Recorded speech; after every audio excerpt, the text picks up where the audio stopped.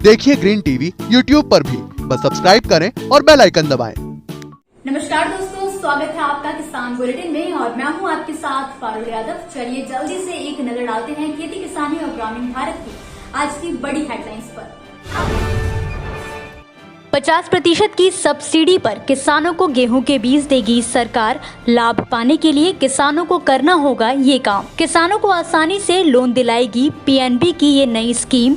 आसान स्टेप्स में मिलेगा कृषि लोन। मध्य प्रदेश सरकार ने मूंग किसानों के लिए किया बड़ा ऐलान।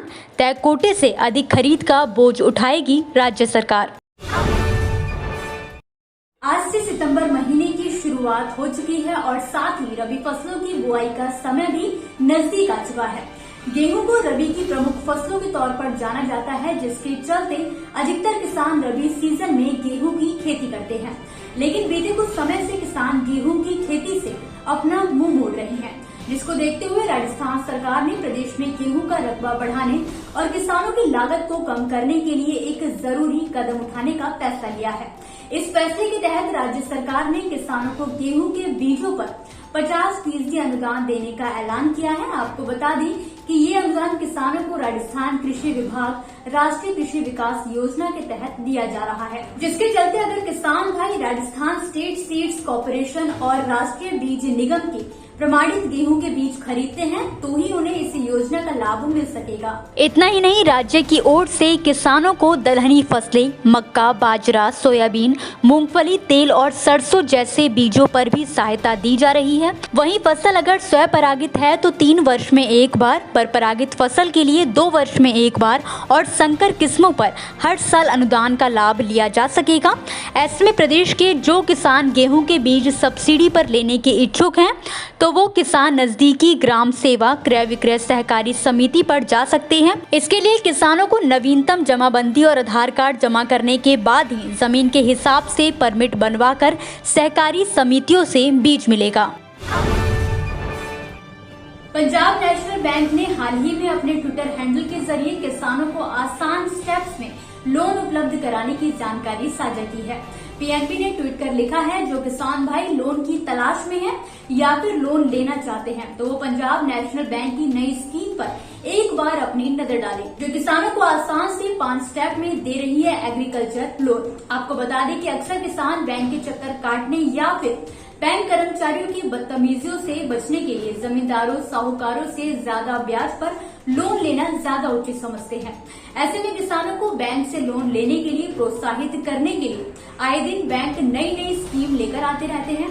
तो बात करते हैं पंजाब नेशनल बैंक के इन 5 स्टेप्स की। इसके लिए सबसे पहले आपको पीएनबी की आधिकारिक वेबसाइट पर जाना होगा। इसके बाद ऑनलाइन सर्विसेज में जाएं और लोन पर क्लिक करें। इसके बाद एग्रीकल्चर लोन न्यू एप्लीकेशन पर क्लिक करें। फॉर्म में पूछी गई सभी जानकारी को भरें और इसके बाद आप फाइनल सबमिट पर क्लिक करके फॉर्म को सबमिट कर दें। इस पूरी प्रक्रिया के बाद बैंक की ओर से आपको संपर्क किया जाएगा और लोन की पूरी प्रोसेस की जाएगी। हाल ही में मध्य प्रदेश कैबिनेट की एक जरूरी बैठक में राज्य के किसानों के लिए एक अहम फैसला लिया गया है। दरअसल केंद्र सरकार की तरफ से राज्य में न्यूनतम समर्थन मूल्य पर 2,47,250 मीट्रिक टन उपज खरीदी को मंजूरी दी गई थी, लेकिन राज्य सरकार अब तक राज्य में 3,29,000 मीट्रिक टन मूंग की खरीद कर चुकी है। ऐसे में राज्य सरकार ने उड़द व मूंग किसानों के लिए इस बात का ऐलान किया है कि राज्य में उड़द व मूंग की खरीद न्यूनतम समर्थन मूल्य पर जारी रहेगी। बीते दिन कैबिनेट की बैठक में इस बात पर फैसला भी लिया गया कि केंद्र की सीमा के अतिरिक्त खरीदी हुई उड़द और मूंग का खर्च राज्य शासन खुद वहन करेगा। जानकारी की माने तो इसके लिए करीब 2,000 करोड़ रुपए अतिरिक्त खर्च होंगे, जिसके लिए इसकी बैठक में मंजूरी भी दे दी गई है, जिससे जल्द ही किसानों को भुगतान भी किया जाएगा। आपको बता दें कि इस साल मध्य प्रदेश सरकार ने 1,34,000 मीट्रिक टन ग्रीष्मकालीन मूंग की खरीदी का ऐलान किया था, लेकिन किसान इसे नाकाफी बता रहे थे। किसानों की मांग को देखते हुए केंद्र सरकार ने 1,13,000 मीट्रिक टन अतिरिक्त ग्रीष्मकालीन मूंग खरीदने की अनुमति दे दी, जबकि खरीद की अगर बात करें तो वो इससे भी ज्यादा हुई है।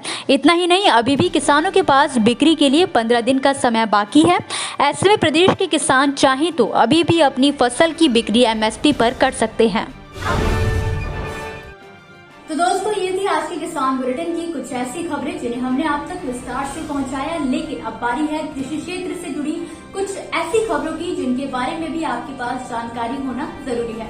तो चलिए जल्दी से एक नजर डालते हैं खेती किसानी और ग्रामीण भारत की छोटी बड़ी अपडेट्स पर।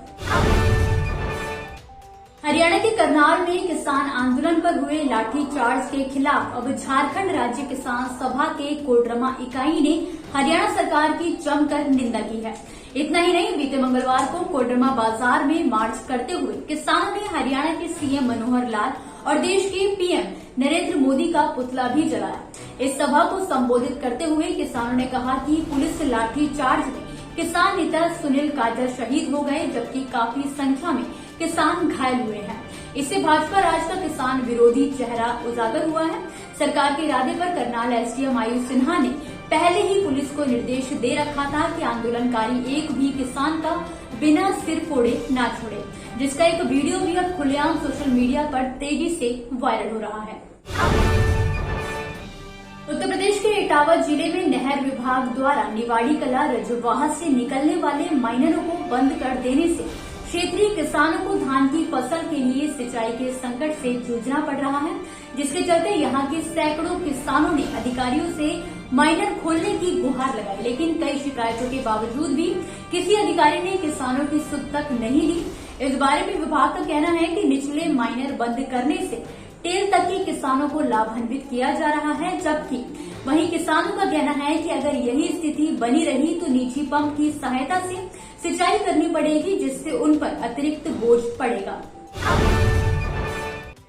पश्चिम उत्तर प्रदेश में बकाया गन्ना भुगतान को लेकर किसानों की नाराजगी अब बढ़ती जा रही है। गुस्साए किसान पिछले करीब एक हफ्ते से लखीमपुर खीरी में खंबार खेड़ा मिल गेट के बाहर आंदोलन कर रहे हैं। सरकार के खिलाफ अपना विरोध जताने और प्रदर्शन मजबूत करने के लिए किसान मुंडन कराकर भी अपना विरोध प्रदर्शन कर चुके हैं, लेकिन इसके बाद भी किसानों की मांगों को नहीं सुना जा रहा है।